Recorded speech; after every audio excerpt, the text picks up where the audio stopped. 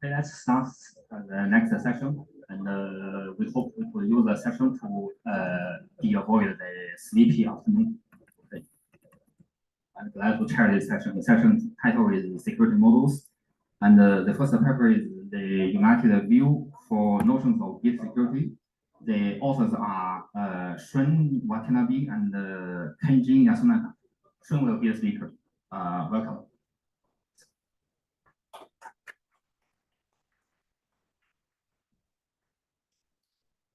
Thank you very much for the introduction. So today I'd like to talk about the bit security. So this is the Chun Guo bit. So Okay, let me start with what is bit security. So when we consider bit security, we want to quantify how much security a certain system provides. Roughly, a system is lambda bit secure if 2 to the lambda operations are needed to break some system. As a more concrete example, let us consider bit security of one-way function. One-way function is a representative of the search primitive. So we are given function, one-way function from n bit to n bit. And apart from exhaustive search, suppose that there is an attack with host T such that success probability of inversion is epsilon. In this case, how much bit security is guaranteed for this one-way function? For such primitive, it is not too difficult to introduce natural definition of bit security.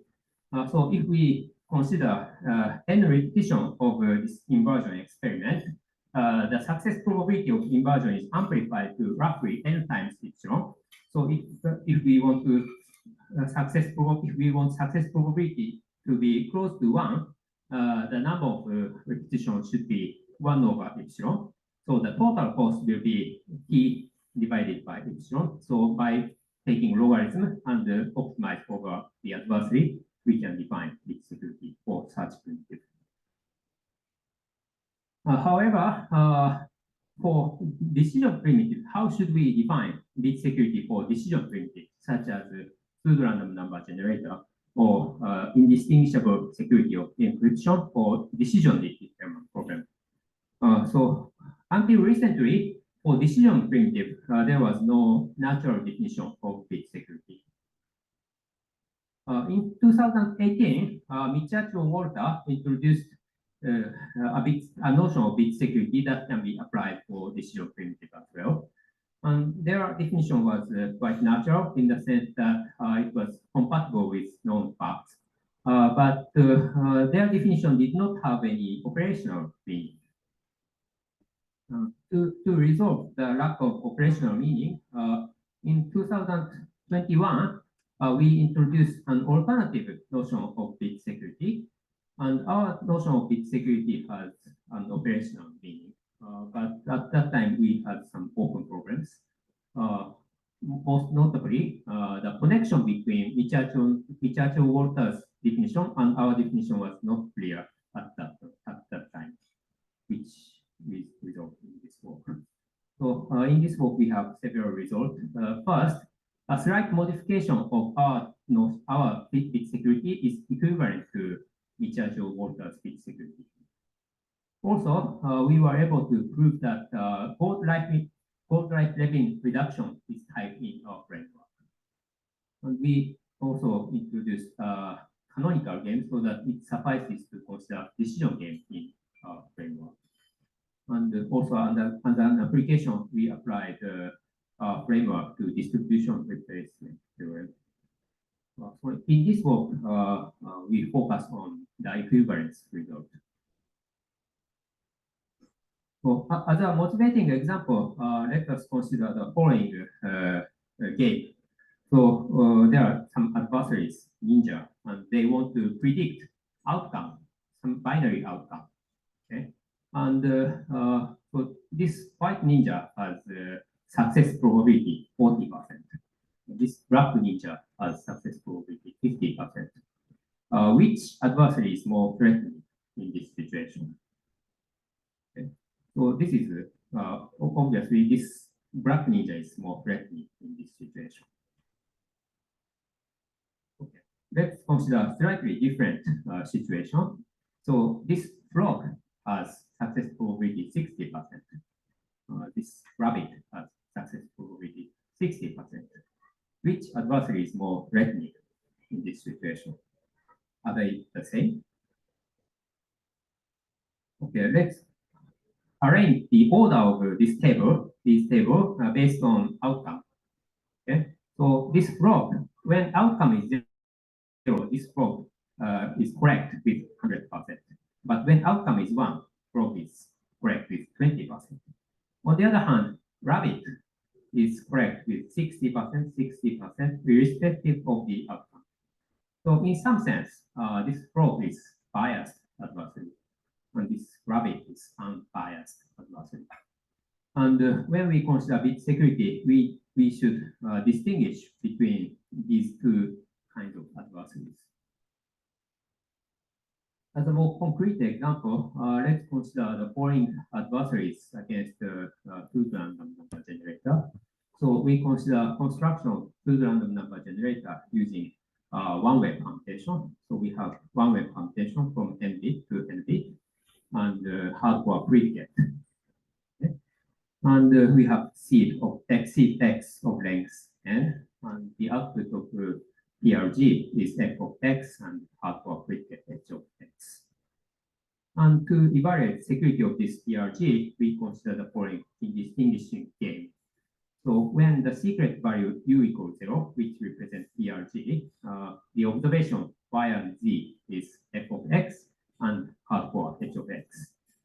When the secret value u is 1, which represents two random number generation, the observation is y and yz is f of x and sigma. Sigma is a random bit independent of the seed x. In this situation, we can consider two possible attacks. The first attack is called linear test attack. So we fix for a fixed vector v of length n plus 1, the adversary output an estimate 0 if the inner product with the observation is 0. Otherwise, the adversary output 1. So in this situation, the output distribution of adversary when PRG is slightly biased. When the observation comes from two random number generation, the output distribution of the adversary is half and half. Okay, and it is known that if we choose vector v appropriately, this bias epsilon can be as large as 2 to the power minus n over 2. This is linear test attack. Another attack, which we call inversion attack. In this attack, first adversary tries to invert the one-way permutation, and the adversary outputs 0 if inversion is successful and h of x coincides with z, the last bit of the observation. And otherwise, the adversary outputs 1. And in this case, if the success probability of inversion is 2 epsilon, the output distribution of the adversary for PRG is 2 epsilon, 1 minus 2 epsilon. And the output distribution of adversary for two random number generation is epsilon, 1 minus epsilon. The point is that in both cases, the probability of 0 is very small. But when for PRG, probability is slightly larger than two random number generation. And note that the standard advantage defined as the improvement over random test is epsilon for both attacks. So this means that the standard advantage cannot capture the difference between these two attacks. So it's not appropriate in this context. Okay, now let me explain Michiacho-Walters bit security framework. So in their framework, we consider adversary that may output a bot symbol in addition to 0 and 1. So this bot symbol means that the adversary gave up the prediction. And then in this situation, they introduced some advantage as the ratio between the mutual information and channel entropy. Here U is the secret value and Y is the output of adversary. And by using this advantage, they defined bit security by the logarithm of cost over advantage, optimized over adversary. Furthermore, they showed that their advantage can be approximated by some quantity, which we call conditional square advantage. So here, this alpha A is probability that the adversary does not output bot. And this beta A is conditional probability that the adversary output correct value, condition on that the adversary did not output bot. Okay.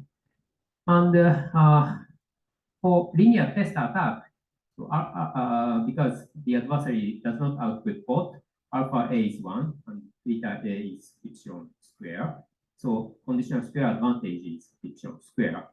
On the other hand, for inversion attack, when the inversion fail the adversary output port, so alpha A is 2 epsilon and beta A is 1/4, some constant.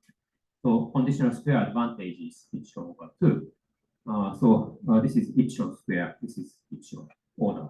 So conditional square advantage will capture the difference between these two attacks. Next, let me explain the bit security framework introduced by ourselves in 2021. So in our framework, we consider two types of adversaries, which we call inner adversary and outer adversary. So inner adversary plays a usual security game against some system. On the other hand, the outer adversary invokes inner adversaries to amplify the winning probability and types. So inner adversary plays an independent game with same secret value Q. And by collecting the output from inner adversary, the outer adversary output estimate you have of you. And if the estimate coincides with the secret value, outer adversary win the game. Then we define the bit security as the logarithm of the total cost, which is the number of invocation of inner adversary and the cost of inner adversary. And we optimize under the condition that the winning probability of the outer adversary is close to 1, let's say 99%. So this is our definition of bit security. Then we showed that our bit security can be characterized as like this formula using Rayleigh divergence of order half between the output distribution of the adversary for value, secret value 0 and 1. Okay. One remark is in 2021 paper, we did not consider inner adversary that may output both, but this characterization formula is unchanged even if we consider inner adversary that may output both. And so this characterization, upper bound is derived by using likelihood ratio test or Bayesian hypothesis testing, and lower bound is derived by using some inequality between Rayleigh divergence and total statistical distance. And so our bit security behaves mostly the same as Mitchell-Walters bit security. Particularly for linear test attack, the Rayleigh advantage is in the order of epsilon square, and for the inversion attack, the Rayleigh advantage is in the order of epsilon. So Rayleigh advantage also captures the difference between linear test attack and inversion attack. However, at that time, we couldn't show tightness of fault-like level reduction in our framework, and also, most importantly, we couldn't clarify the connection between our bit security framework and Mitchell-Walters bit security framework, which we resolved in this work. So now let me show our main result.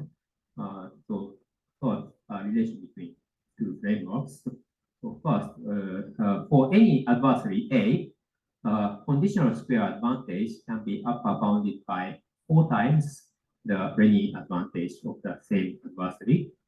So this theorem implies that if a decision game G is lambda bit secure in the sense of our framework, then up to constant bit, the same game G is lambda bit secure in the sense of Mitchell-Walters framework. And so the proof of this theorem is elementary but quite complicated, so I do not provide the proof here, but basically we use we first bound the conditional square advantage by using Hellinger distance, and then we use some connection between Rayleigh divergence and the Hellinger distance.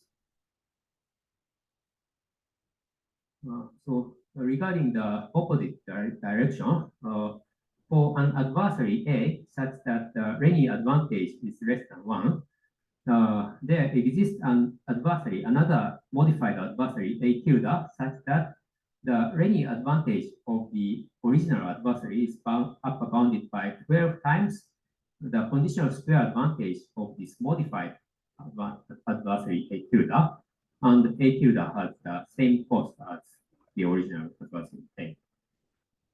Here we have some assumption of this assumption, but this assumption is not too restrictive.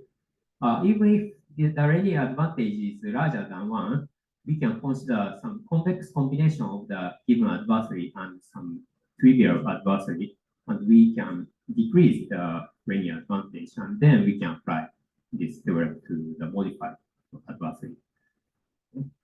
And this theorem implies that if the decision game G is lambda bit secure in the sense of Michelson-Walter, then the up to constant fit, the same game G is lambda bit secure in the sense of our framework.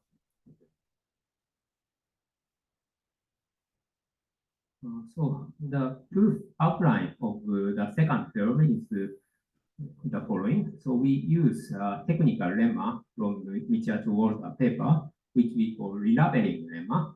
So this lemma says that for an adversary A and some symbol Z, 1 of 0, 1 point, let's consider this modified adversary A tilde Z, such that this modified adversary first run A once to output A, and if output this modified adversary output 0 if A coincides with Z, and the probability of Z and the secret value 0 is larger than probability of Z and the secret value 1. Similarly, this modified adversary output 1 if A coincides with Z and this inequality holds. Otherwise, meaning A does not coincide with Z, this adversary output holds. Then the conditional square advantage of this modified adversary A tilde Z is given by this formula. So in order to illustrate the meaning of this lemma, let's consider the following example. So we consider some non-verifiable primitive. As an example of non-verifiable primitive, let's consider computational Diffie-Hellman problem. So the adversary is given Z to the power X, Z to the power Y for some generator Z, for some group. And the adversary tries to estimate Z to the power XY. And suppose success probability is epsilon. And by using this CDH oracle, let's consider an adversary against decision Diffie-Hellman problem. So when the secret value is 0, the adversary observes Z to the power X, Z to the power Y, and Z to the power XY. And when the secret value is 1, the adversary observes Z to the power X, Z to the power Y, Z to the power Z. And the adversary tries to distinguish this by using this oracle. And because this CDH is non-verifiable primitive, the adversary cannot output fault. So probability of fault is 0. And the output distribution of the adversary is given by this epsilon 1 minus epsilon. And in this case, probability is epsilon over P, 1 minus epsilon over P. Here P is the size of the group of the problem. And because the probability of fault is 0, conditional square advantage is square of the standard advantage, which is roughly epsilon square. On the other hand, the Renyi advantage is in the order of epsilon. So in this kind of situation, the conditional advantage is much smaller than the Renyi advantage. However, if we apply a previous lemma, relabeling lemma with Z equal 1, we obtain this modified adversary. So basically, this is permutation of this. Okay? And for this adversary, the conditional square advantage is the order of epsilon. So it is the same as the Renyi advantage. So in summary, so for balanced attack without bot, such as linear test attack for PRG, or unbalanced attack with bot, such as inversion attack for PRG, the conditional square advantage and linear advantage behave the same. On the other hand, the standard advantage cannot capture the difference between these two attacks. For unbalanced attack without bot, such as CDH Oracle attack for DDH, the conditional square advantage is much smaller than the linear advantage. In fact, we can construct some adversary such that conditional square advantage is 0, while the linear advantage is positive. So in conclusion, the conditional square advantage is quite sensitive to the labeling of the output of adversary. But if we appropriately relabel the adversary's output, then the conditional square advantage and the linear advantage lead to essentially the same bit security. Okay, that's all. Thank you very much for listening.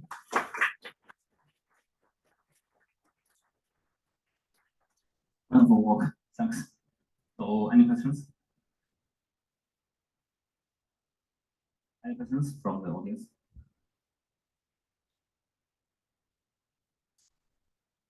If not, I will have one. Suppose that there is an authenticated encryption scheme that can securely encrypt 2 to 64 bytes, and under this condition, it can be broken only if we use 2 to 100 computations.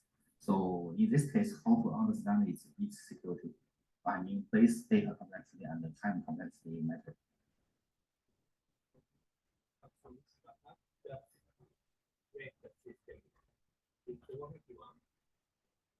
Yeah.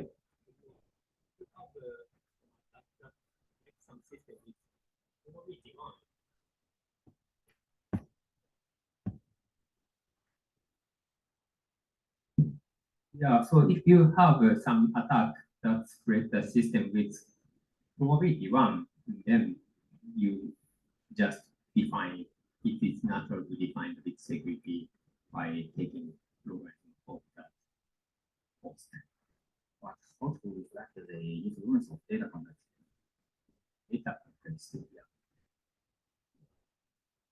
For example, the amount of computations might depend on the data available to the hacker. So more data, less computation. Yeah. So if the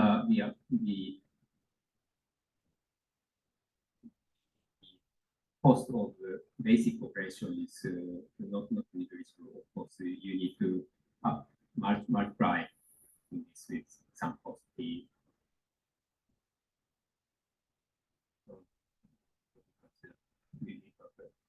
Speed of cost of its operation. That makes sense. Let's set those out there.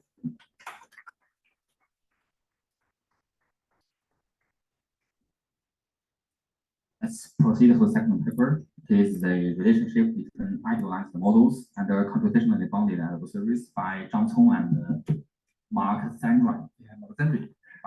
Sorry, still wrong. Cong will give a talk. So please. Next, I'd like to share work with Mark, which is the relationship between idealized model and the computationally bounded algorithm. So let's start. One question. In our daily life, do we use any crypto? Yes, of course. Crypto is everywhere. And the next question is, how could we justify the security of these tools? And in the modern day, we use proof of security. And in the framework of the proof of security, or maybe the notion of proof of security, it consists of 3 essential components: the mathematical problems, reduction, and the model implementation. The first one, okay, is the conditional assumption, like D-log, factoring, and SVP, and so forth. Reduction, which is exactly what we usually do, like building the bridge between the hard problems and the good tools. And And the third one is the model computation, which is model give the precise definition of adversary power, like standard model, RO, or GGM. And in this work, we focus on the third piece. Firstly, let's see the motivation. Okay, in the model crypto, standard model is the most popular and well-used computation mode of computation because it captures all algorithms that can be described by a Turing machine. And the advantage of this is that the standard model will capture the standard model capture the real world, which means if you have proof in the standard model, it really tells you something. And it really tells you that your scheme is as secure as the assumption. However, the drawback is that sometimes the efficiency in the standard model is not good enough. To obtain the better efficiency, various models of computation are proposed. And let's show some of them. The most important one is the random walk model. I think most people in this room must already know that, which is idealized model for the hard function that maps the strings to emit strings, and it is widely used like OEP, Kashmir, the second model, and so forth. And another important one is called the generic model proposed by Schrupp in 1997, and it is idealized model for group. And in generic model, it has two interfaces: the labeling and the addition. While the labeling takes the X as input, output the G to the X. But of course, G to the X, I just keep it for easy. It's just a random string. And this is addition, and it takes two elements as input and output the addition. Just run the group operation. And the most important application of GGM is to justify assumptions. It justifies tons of assumptions and show it is unconditionally secure in the GGM. Another one is the GBM. What we call GBM is the generic bilinear map model, and it has many applications in building fancy stuff like zip snarks and so forth. All of these models are well received in the community. Okay, this is why I think people will agree. And although they are important, this doesn't mean the relationship between them are important. And next I justify that when we think about the relationship between them. Okay, we see that if we can build a GGM from random walk model, then what we can do? Then we have that all the assumptions that are justified by GGM can be justified by random walk. We will be super happy to have that. Yeah, but by Impagaliazu and Rudik and Century 22, we see that this is impossible because there is the black box separation. Of course, we cannot do that. So there exists a hierarchy between this GGM, and random walk model in the sense of black box separation. And if we go deeper on to explore that, because in the sense of the black box separation, we are concerned about the adversary to be statistical or computational unbounded. The adversary has unbounded power. And the next, well, we can dream that. What if we consider about the relationship between the two models under bounded case, which means we can find some helper, like we can add some computational assumption here and build a GGM there. And if we can do that, then we also very happy because all the assumptions justified by GGM can be justified by random walk plus this specific assumption. This is also super happy. And this idea is also motivated by our previous result, where Sanjay and I built an ideal net, which is another idealized model from random walk plus more assumption. And in this idea, and in this motivation, we are trying to do a feasibility result. And we believe that if the feasibility can done, then that would be astonishing. But unfortunately, the hierarchy still exists, even consider about the bounded adversary. That's the result. And this is the roughly informal definition of the result. In the framework of the indifferentiability, GGM is strictly stronger than RO, and the GBM is strictly stronger than GGM. That's the result. Next, due to time limits, I just show the first one with the hello idea. Before go to the detail, I want to share some of my thoughts of this result, the way I understand this result. Okay, based on the community, when we say something, when we compare two models, sometimes we only consider about the biological, we use the biological complexity to do that. Where we say GGM is better than somehow stronger than RO. How do we justify it? We can justify it by that RO cannot build KA, but the GGM builds KA. And we only consider about the models in this one direction. And in this work, we extend it to a orthogonal direction, which we call the heuristic. Of course, I don't know how to explain this direction, but we found that there is a new direction here, and this is a new thing we should explore clearly. And moreover, based on this analysis, my previous work with Mark, we show that ideal net and random oracle model, they share the same heuristic part, because we can build this one from random oracle model plus some assumption. Okay, and our result shows that RO, GGM, they in this direction, in the projection in this direction, they are different. There is a hierarchy in both directions. That's my interpretation of this result. Next, let's see some details. GGM is stronger than RO.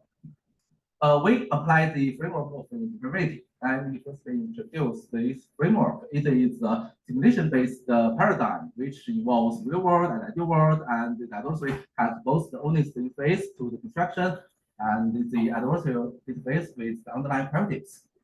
And we say this one is indifferential from this one if they are close, if the adversary cannot distinguish it. The beautiful thing of the interoperability is that is the combination, the modeling design.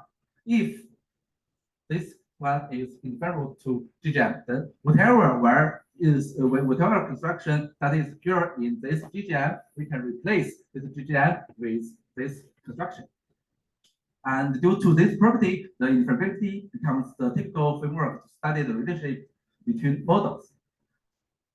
Okay, next is a high-level strategy. For the first one, the feasibility, we show that GGM can imply RO statistically, which means we build a random oracle directly from GGM without helper. And next is total separation. And we show that the GGM is separated computationally, which means random oracle plus any assumption cannot build GGM, indifferential GGM. And this is the high-level idea. Firstly, we identify a hard problem P and show that P is hard in GGM, but P is easy for any C with respect to R, or any, and P is easy in random oracle model with respect to C. And the next, we show that if CRO is indifferentiable from GGM, then P is easy in GGM, which completes.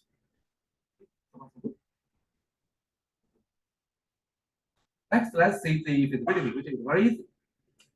This is the first attempt, and I discussed this with many professors, and this is always the first idea occurs to our mind, and of course this is not true. And we see that if we define the RO hash X as the label X, we can do the following attack. Step one, that was just make 3 queries, HX, HY, and HX plus Y, and get the pins. And the next, it will make the simulator hard because it just run addition query HX and HY, and the simulator needs to output HX plus Y. But in this case, simulator knows nothing because after step one, simulator is dummy, knows nothing. But in this case, it has to output the proper HX plus Y, and this is impossible. So we see that the reason why it failed is the adversary can obtain valid complement without making labeling query. That's the hint. And to prevent it, trivial idea is that we can truncate, and this one only output half of them, and the adversary has to guess the rest of them. And in this case, it can want to run this attack. This is just the idea to prevent it, and of course, the proof needs more careful design, and I don't want to do that even. Let's see some real thing. and see how could we do the separation. Firstly, we identify how the problem.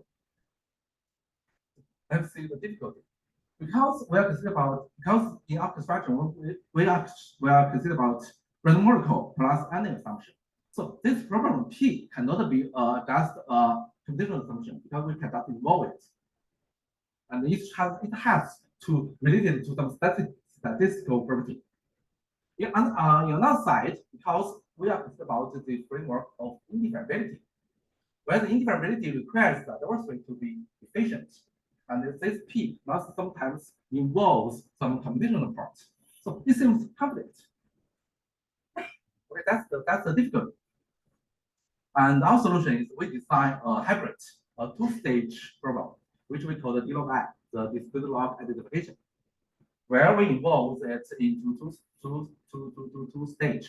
But in the first stage, which is the efficient phase, where the adversary takes the label X as the input, and it has the access to the oracle, and it will output a circle P. Okay, and in this case, we require that P must be efficient. And next, go to the step 2. Step 2 is the inefficient phase, and we require that P identify this X properly, which means that for input Z, if Z is X, it will output 1, and others will output 0. Of course, we need some. This is a hell of an idea, and this cannot be perfectly equal.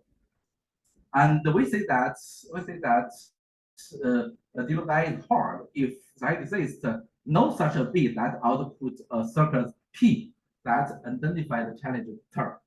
Yeah, this is the state. Yeah, we just require no efficient B. This is the key part. This is the important part. Okay. Good.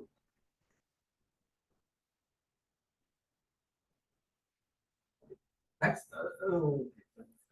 we see that we see that the D-log-I is trivially hard in GGM, because if the D-log-I is easy in GGM, then we can build D-log-I trivially. P is wrong. P is the exponential. Oh, this one. This is B. Okay, I'm sorry.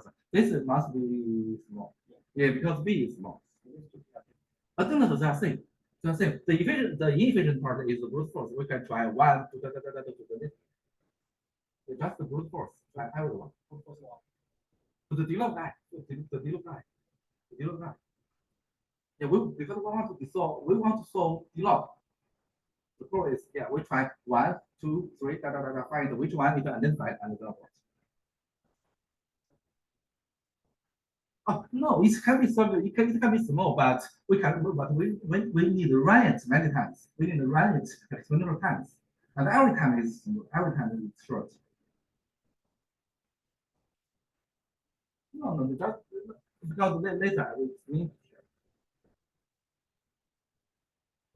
Firstly, we see that P is hard in GGM, because if D-log-I is easy, then we can trivially, in fact, it's not that trivial. We can find a way to solve the D-log in the GGM.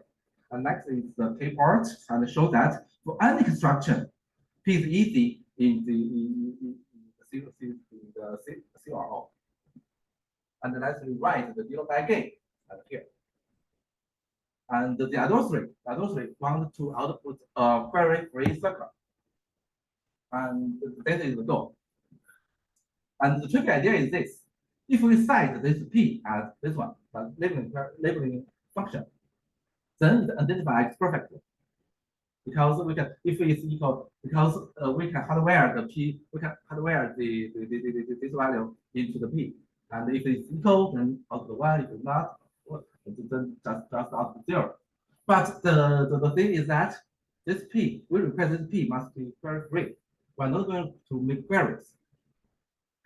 And the typical idea is that we compile the queries into the P, and we store it into a table. That's the hardware into it. That's the typical way to do the separation. And the main idea is gather the important queries in an efficient way, in an efficient way by B. We just the first step, the job of B is to generate this T. and hardware into the circle B, and we run this one and we need to prove that the circle identified X properly. That's what we need to prove it. Okay. Okay. Next question is what are the important queries? And for specific X, the important queries are the ones that when we run this procedure, the query is made to the oracle. Others are independent due to the definition of the oracle. And we denote it as QX. And we see that QX can be interpreted as three pieces. For one, non-sensitive queries.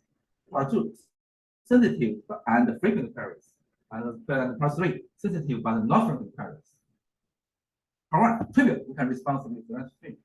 For two, also trivial, because this is frequent, we can send to others as long as it is big enough, we can gather it with high probability. And the tricky part is part three, and we need some techniques. And we see that in GGM, we see it's proof, and for valid encoding, we have at least two ways to reach it. One is via the labeling, another is via addition, and they match together. And we prove that because the main idea is in the B, it runs this argument, and the gathered query appears here. And we prove that if the query is here not appears in the red part, then they would hyperability would not match. They would not equal. That's the key part. And in this case, we see that we gather all the important queries. And the next is show that if CRO is indifferentiable from GGM, then P is also easy in GGM. If CRO is indifferentible from GGM, then there is a simulator. And we know that by the third step, we know that zero guy is easy in RO, which means there exists adversary. Then we are trying to use this little boy and this little girl, combine together and build an attack. And we run this little red boy and use with this little girl as a simulator to GGM and output a circle. And once we have this circle, we are going to do the brute force 1, 2, to P minus 1. Maybe a little, that means a little bit, not this P. Okay.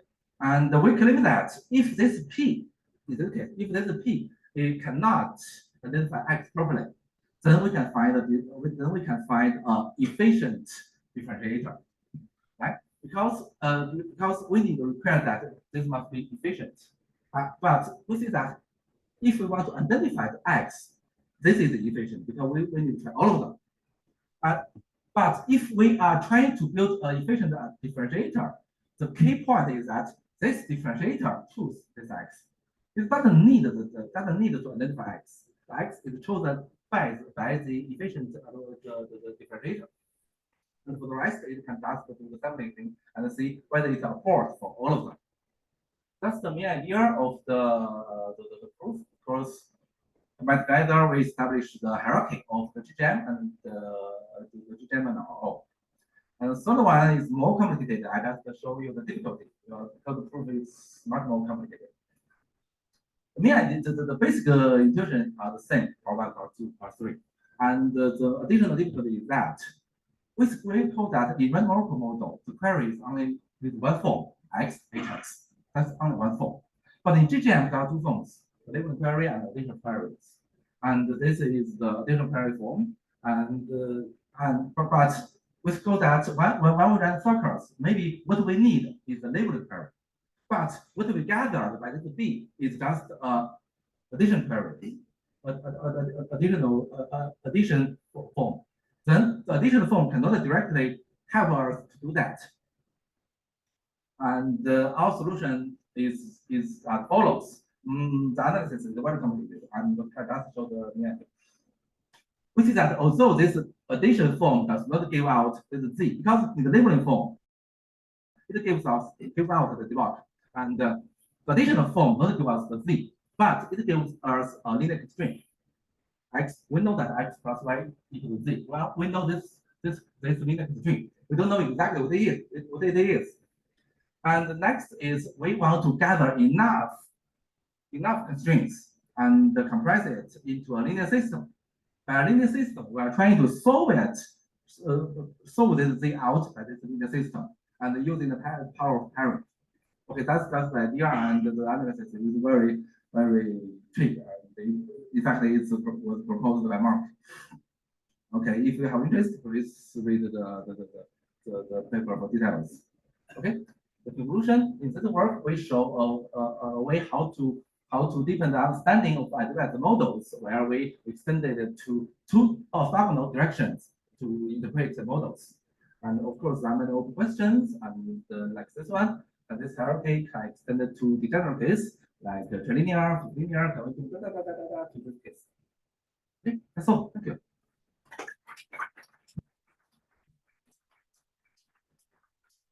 Thanks for talk and questions. Nice work. In your first separation of DGM and Remarkable, the most important part is to collect non-sensitive but non-frequent periods. How do you know the size of this period is going to be small? Oh, because this algorithm is efficient. This is efficient, which means the size of this one is efficient. It's small. You mean the actual, The QX is small. you mean the actual heuristic in real life? No. The thing is that the construction. Oh, I see. This C is efficient. It's a part of the construction. This C is efficient, so the QX must be efficient. Any more?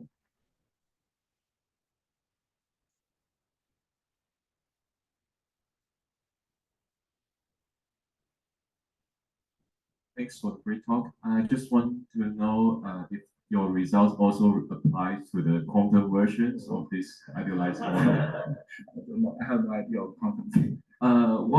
What's the possible difficulties here? I know nothing about that. Okay, sorry for that. Thank you.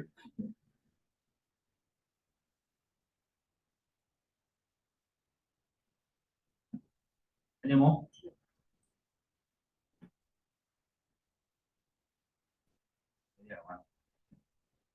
Could you show the last slide? Yeah.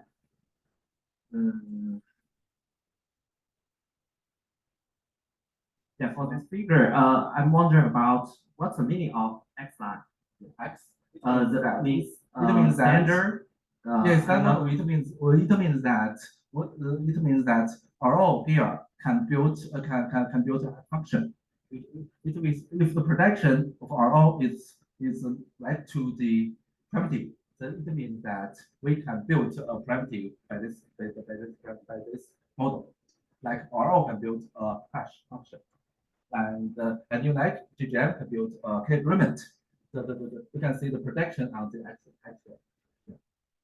But you name it as standard model. Yeah. Maybe it's a bad name. Okay, thank you.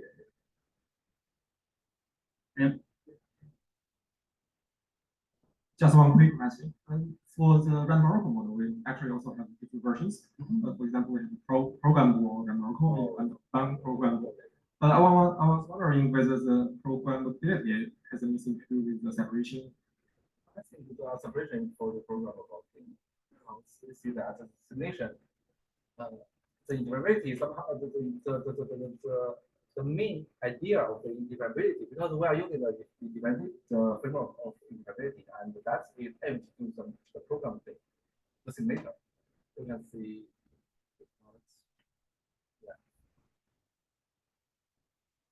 The non-program thing, I have no idea about it yet. Okay. That's a good thing. Okay, thank you. Any more? Okay, that sounds also good.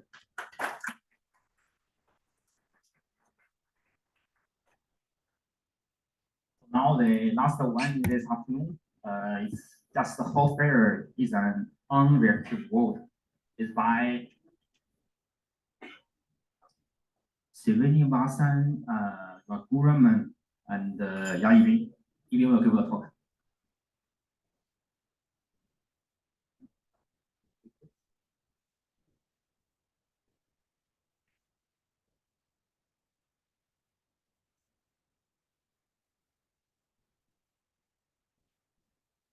Okay, so thanks for very nice introductions. So today I'm just going to present our recent work, just how fair is an objective work.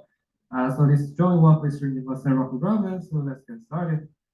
So as you already see, we already posted what we want to resolve in our title, just how fair is an objective work. But I'm pretty sure by just staring these titles, you won't really know what we're trying to resolve. So let's get into it.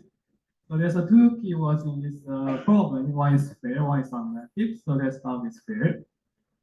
So what we mean by saying fair here is actually fair secure multi-party computation, so in short MPC.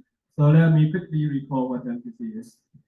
So in secure multi-party computations, we consider several parties who want to jointly compute arbitrary functions. So for example, we have 5 parties here, so each of them has some inputs and they want to compute arbitrary functions. And by interacting with each other, and finally they're going to output some output of this computation task. This MPC is secure in the sense that each party should learn only the output of the computation. So in slightly more formal way, we usually define the MPC using this ideal real paradigm. So in particular, we design the protocol in the real world. In the ideal world, we imagine we have a trusted third party or the ideal functionality who just take the input from each party and send the output for each party's corresponding. So to argue security, we usually consider if we corrupted some parties in the real world, we can also corrupt this party in the ideal world using a simulator in the sense that the environment should not know which environment it is. In particular, how we're going to design this trusted third party or this ideal functionalities basically reflect what kind of security notions guarantee we have. So we usually consider many different security definitions for these trusted third parties. For this talk, we need to use these 3 different levels: security with the board, fairness, and the guarantee of the deliveries. And in particular, in this talk and in this work, we consider active adversary and in the malicious majority corruption settings. Good. So let me quickly review what these 3 different definitions means, because I think some of them are very standard. So let's start from security with the bot. For simplicity, I just present everything in 2 parties. So we have fairness and bot, and we want to compute some function. And with all those of generality, I just consider the adversary bot. Okay. So in the secure with the bot definitions, the trusted third party is going to calculate collect the inputs from the both parties and compute the function f. And after computations, the trusted third party just send the result to the adversaries. Now adversary, by seeing the output, can decide whether he wants to abort the protocols. If the Bob or the adversaries want to abort the protocols, the honest party allies should learn nothing but just abort disappears. Or if adversary want to continue the executions, allies will learn the output. Of course, this is not very desirable in the sense that if adversaries going to learn the output before the honest parties, and if Bob wants, the adversary wants, there's no way for the honest party to figure out the output. And on the right-hand side, we have the strongest definitions, which is called the guarantee of delivery. And actually, maybe this is the first one we will try. So the trusted party just takes the output and directly deliver the output to the parties. This is called guarantee of delivery. And in our work, we mainly focus on the different security notions that introduce to work, which called fairness. So to define this properly, basically, again, the trusted third party collects inputs, compute the output. But before delivering the output, the adversary is allowed to specify a message, a bit, to decide whether he wants the ideal functionality to just send a bot to both parties. Okay, I want to mention that in this work, if adversary says he wants to abort, both parties will receive the bot. If adversary wants to continue the execution, both parties going to the output. Obviously, this fairness was stronger than the security with the bot, in the sense that in fairness work, we will ensure that if adversary knows the output, the audit party will also get the output. But so actually, literature intensively study this mode of security called security with support, also known as the standard malicious security definitions. However, it's not intensively studies for this fairness and guarantee of the delivery, even though it seems it's more stronger. mainly because this famous and very elegant lower bounding possibility result back into 1986 by Cliff. What Cliff shows is basically this very simple functionality called point tossing. You mean these two parties, they want to toss a coin, and they want to toss a fair 50-50% distribution coin. Even this simple like functions, there's no way for you to design a two-party computations in Penrose. This basically eliminates for you to design secure multi-party computations to have this fairness and guarantee output delay. So actually, the Cleese impossibilities can be extended in many ways. So let me show you some. For example, the first one is that it also applies to multi-party. For example, here we have 5 parties, and what Cleese shows is that you can partition this 5-party arbitrarily into 2 sets. So here, for example, I partition into Alice and Bob, and Charlie, Dave, and Elena. What Cleese shows is that you either corrupt these 3 parties, or you corrupt the rest of 2 parties. Then there's this already suffices to eliminate the coin toss. Basically, you have these corruption patterns, and there's no way for build a fair coin toss. And also the Cliff results also can be extended into these one-way channels, meaning that you have some ideal functionality. This channel is not just communication channels. There's some channels where after some each call, only one out of these 2 parties going to the outputs. There's some new information. A typical example is the oblivious transfer channels. It basically says that even you up the party with some OD channels, there's no way for you to toss a fair. So if you want to bypass these impossibilities, we need to rely on some stronger channels, which basically cannot build in pair models. So as a typical examples, this year's Kumaresan et al. On TCC 2023 proposed some functionalities for synchronized law exchange. Basically, what they show is that if all these parties, each of them are connecting with these synchronized law exchange functionalities, you can design a secure multi-party computation protocol with fairness. And in particular, this is you can have one but all corruptions patterns. So let me just quickly say what the 6 is. So you can understand that this is a functionality connect with each 2 parties. For example, our favorite friend Alice and Bob.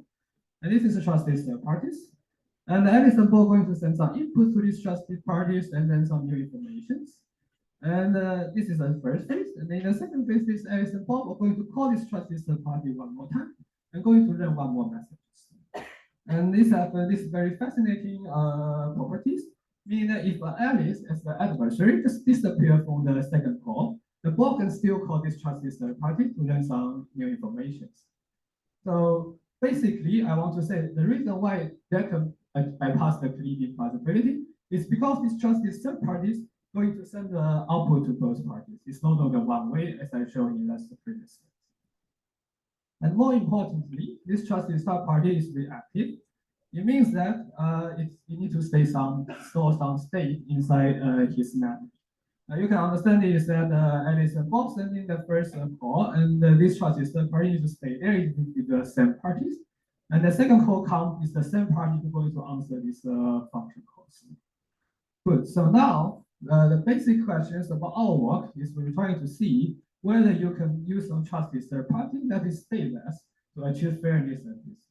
So in short, what we're trying to say is, can we achieve a fair MPC protocols via unreactive or stateless channels? Or in short, just how fair is an unreactive, what we define in our title.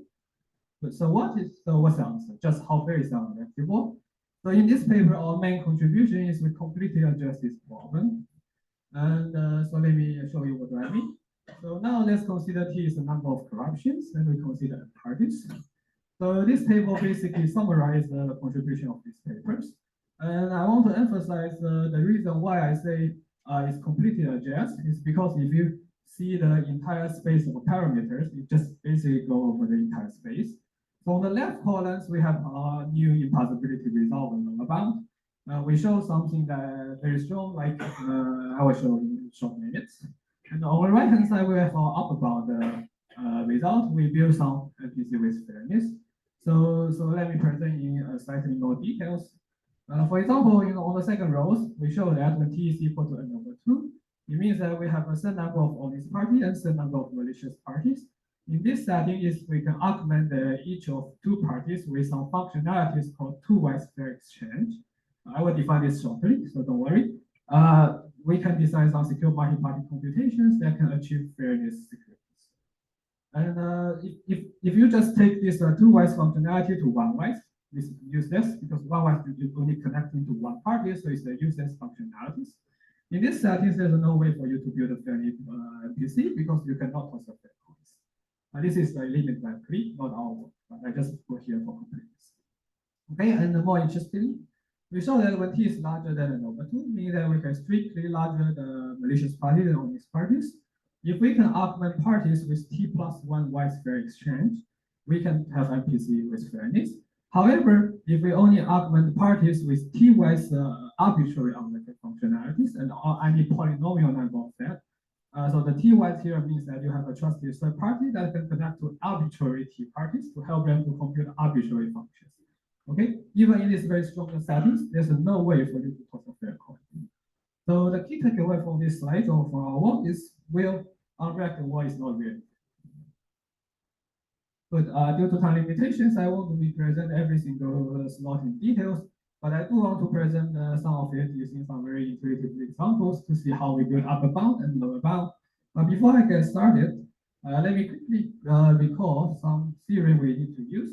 So Cohen and Liddell in the Asiacrypt 2014 show this two lemma. The first lemma is say that if we have some fairness protocol with broadcast, we can compile it into a fairness protocol without using broadcast. And the second lemma says if there's no guarantee output delivery protocols is broadcast, there's no fairness protocols even with broadcast. Basically, what I want to say here is that when we design some fair protocols, we can assume we have fairness. If we want to design some fairness protocols, we can assume we have a broadcast channels. And if we want to eliminate the possibility of fairness protocols, we can eliminate the possibility of guarantee of delivery with a broadcast. Okay, so let's kick off. So now let me give you some flavor how we can get our upper bound by showing these examples how we can get using two wise fair exchange to get a fair MPC protocols. So here we consider again recall that we are considered T is equal and over 2 settings, and we use some ideal functionalities for two wise fair exchange. So what is two wise fair exchange? It's very intuitive. We'll come on favorite fair Alice and Bob. So the fair exchange basically states that Alice has input X, Bob has input Y. So they're sending their input to the trusted third parties. The trusted third parties will help them to exchange their messages. So meaning that Alice then Y and Bob then X. So how is this used in fair protocols? So now let's consider a very special case. We have 4 parties, and 2 out of them can be corrupted based on our definitions, and they are connecting with these fair exchange channels. So the first step is if we want to compute some function f, we just compute f secretly share our computation result using some secure with the bond protocol. This is feasible, and we're going to use 3 out of 4 shares, meaning that after computations, each party is going to get a share of the output. And if you have 3 shares of that, you know the computation result. But if you only have 2 shares, there's no way of figuring out the result. Good. So the second part is we're going to require each party to use his shares to exchange the rest of 3 shares. Meaning that if everybody plays honestly, after this step, each of them will get 4 shares. So it suffices for each of them to compute the computation result. However, to ensure fairness, we need more steps. We're going to require honest parties if he, she, or he receive at least 3 shares and getting the output of the computation, you just simply broadcast the result. Okay, and finally, the output of will be defined by just if an honest party get the output, you just output the output. So that's it. And okay, this is a very simple protocol, but let's see at least very high level why this is fair. So let's go through this pattern one more time. After the first step, so without loss of generality, let's assume Charlie and Dave is a bad guy. Okay, and after the first step, each party is going to get their shares. Notice that at this stage, Charlie and Dave, even by colluding, only have 2 shares. Because we use 3 out of 4 secret share scheme, there's no way for the adversary to figure out the output. So far, the adversary doesn't know the output. Okay, so how can the adversary know the output? They need to offer their 1 shares to exchange with an honest party. Without loss of generality, let's assume that the adversary is going to use OD to exchange with OB. However, after this exchange, even though after this exchange, the adversary has 3 shares and know the output of the computations, But Bob also has 3 shares. Because for Dave to learn the Bob shares, Dave need to give the OD to Bob. So Bob also has 3 shares. And of course, they can attack Alice, so Alice only have 2 shares. But our step 3 require Bob to just broadcast the result. So once Bob broadcasts the computation result, the Alice also get the output of the computations. And finally, they just honest party, all the honest party will get the output of the computations. And I want to have a, you might already notice there's a small caveat here, because why the dishonest party is going to submit the correct shares. So you need some authentication for this exchange shares, but this can be done in a standard way because we are augmented with any arbitrary to Asiacrypt functionalities. Good. So this is finish our presentations for our upbound examples. Now let's go to our lower bound, which is a more exciting result. So basically, let me say what we show is that if you have more than adversaries, then all these parties, even though you can allow any T parties to compute any functions, as long as it's stateless, there's no way for you to toss the coin. So why is this? So to see this point, let's consider a very special case. We have 3 parties and 2 of them can be corrupted, and any 2 of them can find some trusted third party that like to compute an arbitrary function that like. Okay, so let's recount our 3 parties that's Bob and Charlie. So I'm going to claim that in these executions, what's going to happen is that Alice and Bob are going to first compute arbitrary functions, and they're going to learn their first information. I just say very abstractly, it's just a syntax. Okay, it's not about the semantic of the protocols. And in the second functionality is between Bob and Charlie. So the Bob going to learn his second messages, while Charlie just learn his first messages.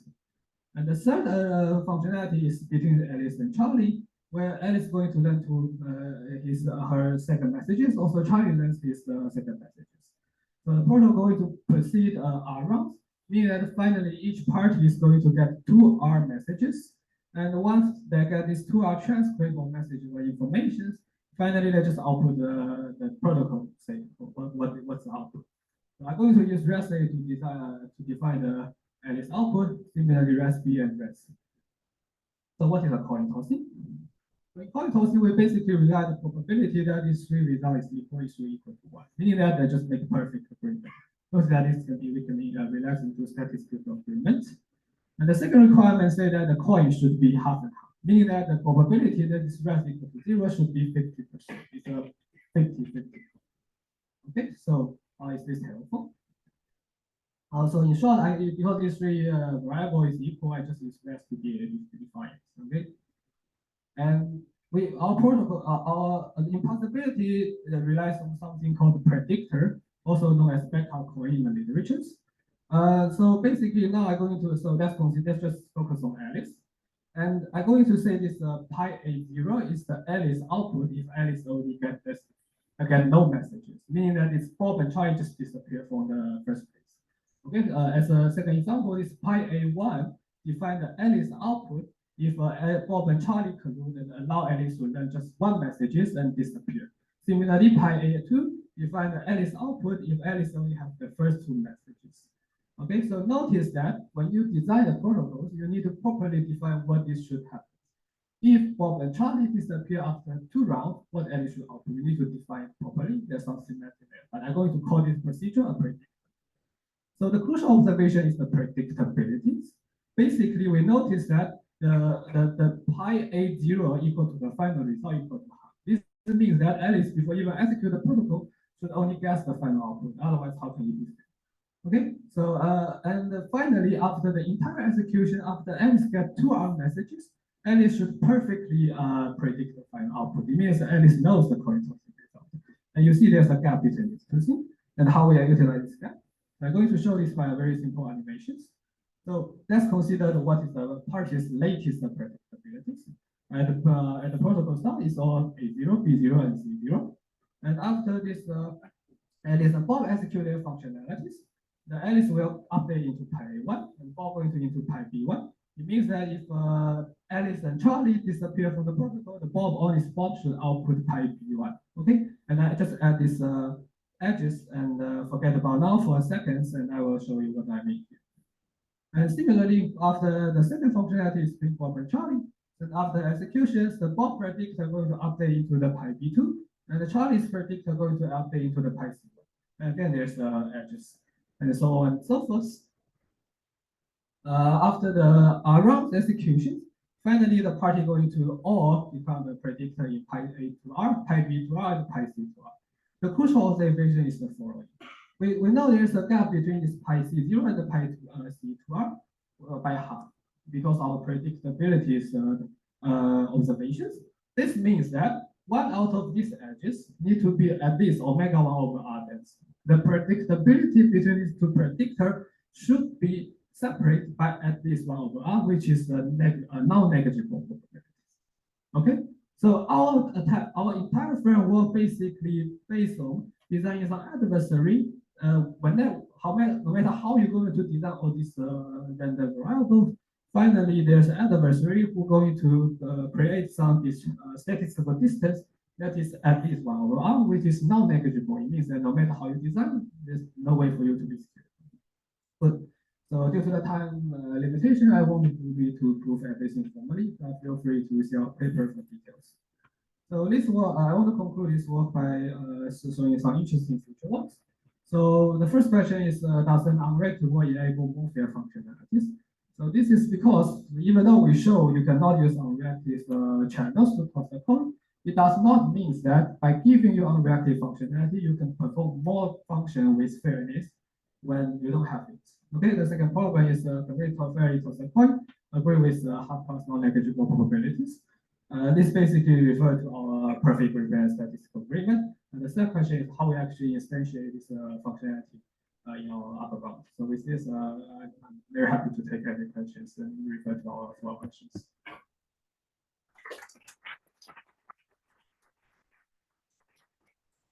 Nice work and nice directions. Any questions from the audience? Questions?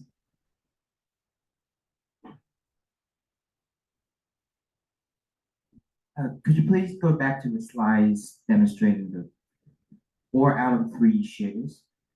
Yeah, sure. Just a second. So here, Bob will broadcast his shares, and the honest parties also learns the output. So what if the adversary broadcasts wrong shares, and then Alice wouldn't decide which one is correct? Oh, that's a very good question. So very good. So actually, this is included in this whole caveat. So I want to say that this is because at the first place, when you do this secret with support computation to generate this share need to be authenticated. For example, you can compute the hash of the shares and deliver this message to parties. And when parties broadcast it, you need to basically use this one-way function to prove that that broadcast truly correct. Oh, I see. Thank you. Any more?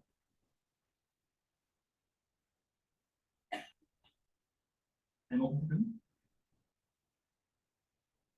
So if not, I will add another one. Would the conclusion be different in the computational bounded setting?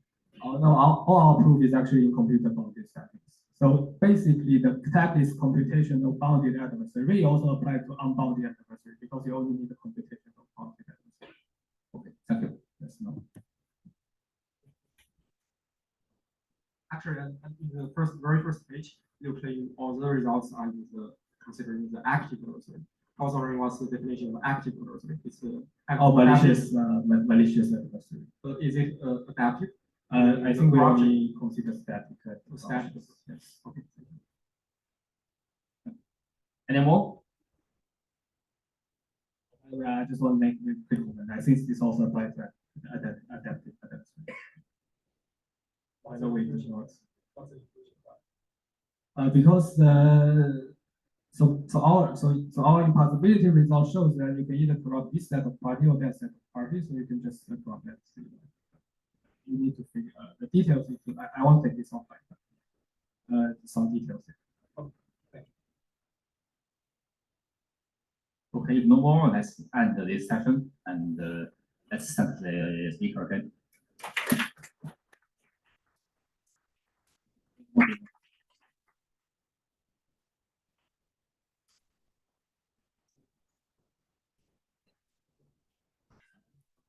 this one.